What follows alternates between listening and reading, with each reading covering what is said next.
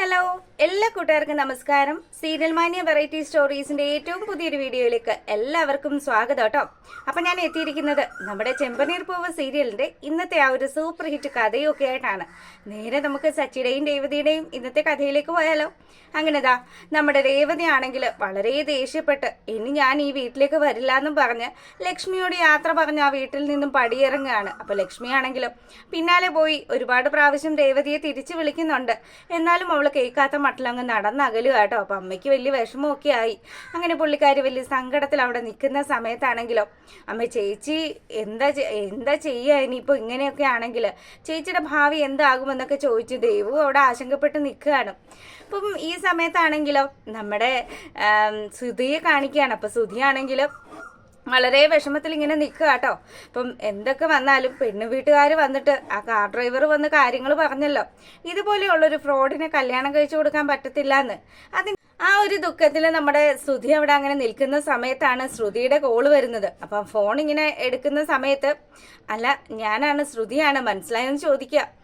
എനിക്ക് മനസ്സിലായി, നമ്പറൊക്കെ സേവ് ആണ്, എന്താ വിളിച്ചതെന്ന് ചോദിക്കുമ്പോഴത്തേക്കിനും എന്നോടൊപ്പം പാർട്ടിക്ക് പങ്കെടുത്തില്ലേ, അതിനൊരു നന്ദി പറയാനായിട്ടാണ് ഞാൻ വിളിച്ചത്.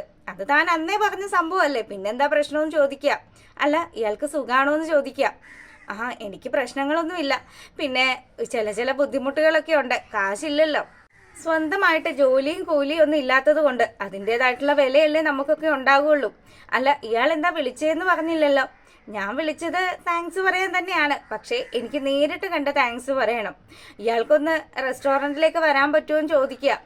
ഉടനെ തന്നെ നമ്മുടെ ശ്രുതി പറയുക, എടോ ഇയാളുടെ നന്ദി പറച്ചിലൊന്നും തീർന്നില്ലേ, എത്ര പ്രാവശ്യം താൻ എന്നോട് നന്ദി പറഞ്ഞു. ഇപ്പം നന്ദി മാത്രമല്ലെന്നേ, ഞാനൊരു ഗിഫ്റ്റ് ഇയാൾക്ക് വേണ്ടി വാങ്ങി വെച്ചിട്ടുണ്ട്, അതുകൊണ്ട് ആ ഗിഫ്റ്റ് ഇയാൾക്ക് തരാൻ വേണ്ടിയിട്ടാണ് ഞാൻ വിളിക്കുന്നതെന്നും പറഞ്ഞ് ശ്രുതിയാണെങ്കിൽ റെസ്റ്റോറൻറ്റിൻ്റെ ഡീറ്റെയിൽസ് ഒക്കെ പറയുമ്പം ഇവൻ പറയുന്നുണ്ട്, എന്നാൽ ആയിക്കോട്ടെ ഞാൻ എത്തിക്കോളാം, ഇനി ഞാൻ വരാത്തത് കൊണ്ട് ഇയാൾക്കൊരു വിഷമം ആവണ്ടെന്നും പറഞ്ഞ് കോള് കട്ട് ചെയ്യാട്ടോ. അതിനുശേഷമാണെങ്കിലോ നമ്മുടെ രവി ആണെങ്കിൽ നടക്കാൻ ഇറങ്ങിയതാണ്. അപ്പോൾ പല കാര്യങ്ങൾ ഇങ്ങനെ ആലോചിക്കുക, രേവതിയും സച്ചിയും തമ്മിൽ ഉടക്കിയ കാര്യങ്ങൾ, ഇതെല്ലാം ഇങ്ങനെ ആലോചിക്കുമ്പോഴത്തേക്കിനും പുള്ളിക്കാരന് വലിയ സങ്കടമൊക്കെ ആയി. ഇനിയിപ്പോൾ എന്ത് ചെയ്യും? രേവതി ആണെങ്കിൽ രവിയുടെ മുഖത്ത് നോക്കി ചോദിക്കുകയൊക്കെ ചെയ്തു, അച്ഛൻ പറഞ്ഞതല്ലേ സച്ചി നല്ലവനാണ് എന്നൊക്കെ, പക്ഷെ ഇയാൾ കാണിച്ചു കൂട്ടുന്നതൊക്കെ കണ്ടു കഴിഞ്ഞാൽ ഒരിക്കലും ഒരു പെണ്ണിനും ക്ഷമിക്കാൻ പറ്റാത്ത കാര്യങ്ങളാണെന്നൊക്കെ പറഞ്ഞ് അവളും സംസാരിച്ച ഓരോ വാക്കുകളും രവി അവിടെ നിന്ന് ഇങ്ങനെ ആലോചിക്കുമ്പോഴത്തേക്കിനും അങ്ങോട്ട് നമ്മുടെ അശോകം വരിക. അപ്പോൾ പുള്ളിക്കാരനൊരു ഓട്ടോയ്ക്കാണ് വരുന്നത്. പെട്ടെന്ന് രവിയെ കണ്ട് വണ്ടി നിർത്തിയതും ആശാൻ അവിടെ നിന്ന് ഇറങ്ങി അങ്ങ് ചെല്ലുക. ചെന്ന പാടെ തന്നെ എൻ്റെ രവി നീ ഇതെന്താണ് ഈ നടുറോട്ടിൽ നിന്ന് സ്വപ്നം കാണുവാണോ എന്ന് ചോദിക്കുക. അപ്പോൾ പെട്ടെന്ന് തന്നെ നീയായിരുന്നോ? എടാ ഞാൻ ചില കാര്യങ്ങളൊക്കെ ആലോചിക്കുകയാണ്, സച്ചിയും രേവതിയും തമ്മിൽ അത്ര നല്ല ഇണക്കത്തിലൊന്നും അല്ല, പിന്നെ നമ്മളായിട്ടാണല്ലോ അവളുടെ കല്യാണം നടത്തി കൊടുത്തത്, അതുകൊണ്ട് സച്ചിക്കാണെങ്കിൽ ആ ഒരു ബന്ധം അംഗീകരിക്കാൻ വലിയ വിഷമമൊക്കെയാണ്. ഇപ്പൊ തന്നെ അവൻ ഡെയിലി കുടിച്ചിട്ടാ വരുന്നത്.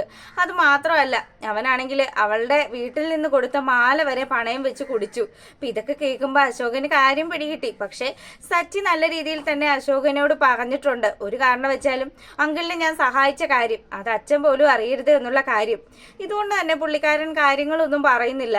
അവൻ ഒരിക്കലും അത്തരത്തിലുള്ള ഒരുത്തനൊന്നും അല്ല, നിനക്ക് കിട്ടിയ ഏറ്റവും വലിയ ഭാഗ്യമാണ് നിന്റെ മകൻ എന്നൊക്കെ പറഞ്ഞ് അശോകനാണെങ്കിൽ നമ്മുടെ സച്ചിയെക്കുറിച്ച് നല്ല വാക്കുകൾ പറയുക. അപ്പം സംഭവമൊക്കെ ശരി തന്നെയാണ്, പക്ഷെ ആ പെണ്ണും അവൾ മനസ്സിലാക്കണ്ടേ, അവൾ മനസ്സിലാക്കിയെങ്കിലല്ലേ അവരുടെ ജീവിതം നല്ല രീതിയിൽ മുന്നോട്ട് പോകുള്ളൂ എന്നൊക്കെ പറഞ്ഞ് രവി സങ്കടപ്പെടുക. അപ്പം പെട്ടെന്ന് തന്നെ ഓട്ടോക്കാരൻ വെയിറ്റ് ചെയ്യുന്നത് കൊണ്ട് തന്നെ അശോകനാണെങ്കിൽ എന്നാൽ ഓട്ടോക്കാരൻ വെയിറ്റ് ചെയ്യുന്നുണ്ട്, ഞാൻ പോയിക്കോട്ടെ എന്ന് ചോദിച്ച് നമ്മുടെ രവിയുടെ അടുത്ത് യാത്രയൊക്കെ പറഞ്ഞു പോവുക. പക്ഷെ അശോകൻ്റെ മനസ്സിലൊരു കുറ്റബോധമുണ്ട്, സച്ചി നല്ലവനാണ് എന്നുള്ള കാര്യം അത് രേവതിയെങ്കിലും അറിയിക്കണമല്ലോ, ഇല്ലെങ്കിൽ പിന്നെ ശരിയാവില്ല.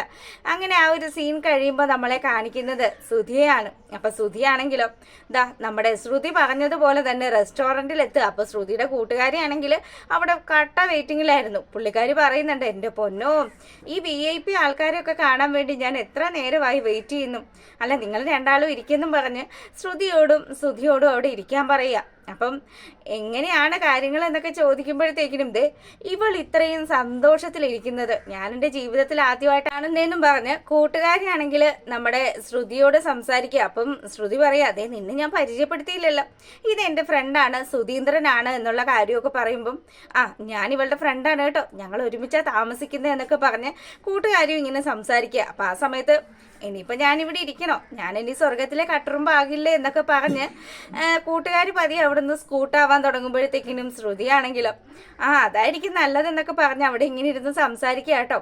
അല്ല, ഇയാൾ എന്തിനാ എന്നോട് വരാൻ പറഞ്ഞത്? താൻ എൻ്റെ ജീവിതത്തിൽ ചെയ്തു തന്നത് നിസ്സാരമായിട്ടുള്ളൊരു കാര്യമൊന്നും അല്ല, അതിനുള്ളൊരു നന്ദി പ്രകാശിപ്പിക്കാൻ വേണ്ടിയിട്ടാണ് തന്നെ വിളിച്ചതെന്ന് പറയുക. അല്ല, എന്താ വേണ്ടേ, ജ്യൂസ് വേണോ അതോ കോഫി വേണോ എന്നുള്ള കാര്യമൊക്കെ ചോദിക്കുമ്പം അതൊക്കെ അവിടെ നിൽക്കട്ടെ, പെട്ടെന്ന് തന്നെ പറഞ്ഞ് വിളിച്ച കാര്യം എന്നാന്ന് വെച്ചാൽ പറയുക. അപ്പോൾ ഉടനെ തന്നെ അവളാണെങ്കിൽ ഇതാ ഞാൻ തനിക്ക് വേണ്ടി ഒരു ഗിഫ്റ്റ് വാങ്ങിയിട്ടുണ്ട്, അത് തനിക്ക് തരാൻ വേണ്ടിയാണ് വിളിച്ചത്. പിന്നെ ഒരുപാട് നന്ദിയുണ്ടോ, താൻ അന്ന് അങ്ങനെയൊക്കെ പെരുമാറിയത് കൊണ്ട് മേഡത്തിൻ്റെ പിയെ എന്നെ ശല്യം ചെയ്യുന്ന ആ ഒരു കാര്യങ്ങളിൽ നിന്നെല്ലാം ഒഴിഞ്ഞു മാറി ഇപ്പം നടക്കുക. അയാൾ പക്ക ഡീസൻ്റായി. അതിനെല്ലാം കാരണക്കാരൻ സുധി തന്നെയല്ലേ? പിന്നെ സുധിക്ക് എന്താ മുഖത്തൊരു നിരാശയെന്ന് ചോദിക്കുമ്പം ജോലിയും കൂലിയും ഒന്നും ഇല്ലല്ലോ, അതിൻ്റെ സങ്കടമാണ് എന്നൊക്കെ പറയുക. എടാ, താൻ എന്തിനാണ് കഴിഞ്ഞുപോയ കാര്യങ്ങളെക്കുറിച്ച് ആലോചിച്ച് ഇങ്ങനെ വിഷമിക്കുന്നതെന്നൊക്കെ പറഞ്ഞ് ഇവളിങ്ങനെ എൻകറേജ് ചെയ്യുന്ന രീതിയിൽ സംസാരിക്കുമ്പോഴത്തേക്കിനും അവൻ പറയുന്നുണ്ട്, സംഭവിച്ച കാര്യങ്ങളൊന്നും നല്ലതൊന്നും അല്ലല്ലോ. എന്നെ ഒരു പെണ്ണ്, ഞാൻ ആത്മാർത്ഥമായിട്ടാണ് അവളെ സ്നേഹിച്ചതെന്നും അവൾ എന്നെ തേച്ച് എൻ്റെ പൈസയും കൊണ്ട് പോയില്ലേ, ഇപ്പോഴാണെങ്കിലോ കയ്യിൽ 10 പൈസ എടുക്കാനില്ലാത്തൊരവസ്ഥയിലാണ് ഞാനെന്നുള്ള കാര്യമൊക്കെ ഇവനിങ്ങനെ നമ്മുടെ ശ്രുതിയോട് സംസാരിക്കുമ്പം ശ്രുതി ആശ്വസിപ്പിക്കുകയാണ്. അപ്പം ഈ സമയത്താണെങ്കിൽ നമ്മുടെ സച്ചിയാണെങ്കിൽ വീട്ടിലാണെങ്കിൽ മുട്ടം വഴക്കാണല്ലോ. രേവതിയുടെ വീട്ടിൽ നിന്നും തന്ന മാല അത് തിരികെ കൊടുത്തെങ്കിൽ മാത്രമേ ഇനി തനിക്ക് മര്യാദക്ക് വീട്ടിൽ നിൽക്കാൻ പറ്റുള്ളൂ എന്ന് മനസ്സിലാക്കിക്കൊണ്ട് തന്നെ പലിശക്കാരൻ്റെ അടുത്ത് ചെല്ലുകയാണ്. അപ്പോൾ പുള്ളിക്കാരനാണെങ്കിൽ നല്ല കഴുത്തറുപ്പം പലിശയും കാര്യങ്ങളും ഒക്കെയാണ്. നമ്മുടെ സച്ചിയാണെങ്കിൽ വണ്ടിയുടെ ആവശ്യങ്ങൾക്ക് വേണ്ടി ഇയാളുടെ അടുത്തുനിന്ന് ഒരു തുക ലോൺ എടുത്തിട്ടൊക്കെ ഉണ്ട്, അതിൻ്റെ ബലത്തിലാണ്. അപ്പോൾ പുള്ളിക്കാരനാണെങ്കിൽ സച്ചിയോട് പറയുന്നുണ്ട്, എടാ സച്ചി, നീ എൻ്റെ അടുത്ത് നല്ലൊരു ക്ലയൻറ്റ് തന്നെയാണ്. പിന്നെ ഞാൻ ഈ ഗുണ്ടാ സെറ്റപ്പൊക്കെ വെച്ചിരിക്കുന്നതെന്ന് പറഞ്ഞാൽ ചില അവന്മാരുണ്ട് മാസപ്പടി കറക്റ്റായിട്ട് എത്തിക്കില്ല. അങ്ങനെ വരുമ്പോഴത്തേക്കിനും എൻ്റെ ഗുണ്ടകൾ പെരുമാറേണ്ടി വരും. അതുകൊണ്ട് നീ ഇനി അതിനുള്ള അവസരമൊന്നും ഉണ്ടാക്കരുത്. അല്ല, നിനക്കിപ്പോൾ എന്താ വേണ്ടതെന്ന് ചോദിക്കുമ്പം ചേട്ടാ എനിക്കൊരു 75,000 രൂപ വേണം. അപ്പം 75,000 രൂപ ഇപ്പം തന്നെ നിനക്ക് ലോൺ ഉണ്ടല്ലോ, അത് ഞാൻ കറക്റ്റായിട്ട് തന്നെ അടയ്ക്കുന്നുണ്ടല്ലോ. ഒരു കാരണം വെച്ചാലും ചേട്ടൻ്റെ ഗുണ്ടകൾ എൻ്റെ സ്റ്റിയറിങ് വന്ന് പിടിക്കേണ്ടി വരില്ല, അത് ഞാൻ തന്നെ ആയിരിക്കും കൈകാര്യം ചെയ്യുന്നത് എന്നുള്ള കാര്യം സച്ചി ഇങ്ങനെ പറയുമ്പോഴത്തേക്കിനും പുള്ളിക്കാരൻ പറയാ, ഇനിയിപ്പോൾ ഞാൻ നിന്റെ അക്കൗണ്ട് ഡീറ്റെയിൽസ് ഒന്നും നോക്കുന്നില്ല, എന്തായാലും നീ എൻ്റെ ഏറ്റവും നല്ല ക്ലയൻ്റ് ആയതുകൊണ്ട് തന്നെ നിനക്ക് ഞാൻ പറഞ്ഞ പൈസ തരാം, പിന്നെ പലിശ ഇച്ചിരി കൂടും കേട്ടോ എന്നുള്ള കാര്യം അയാൾ ഒന്ന് ഓർമ്മിപ്പിക്കുകയാണ്. അങ്ങനെ സച്ചി അയാൾ കാണിക്കുന്ന ആ ഒരു പേപ്പറിലൊക്കെ ഒപ്പിട്ടും കൊടുക്കുന്നുണ്ട്. അപ്പോൾ ഇതിന് വലിയ പൊല്ലാപ്പാകും എന്നുള്ളത് നമുക്ക് ഭാവിയിൽ വരുന്ന എപ്പിസോഡിൽ എന്തായാലും കാണാം കേട്ടോ.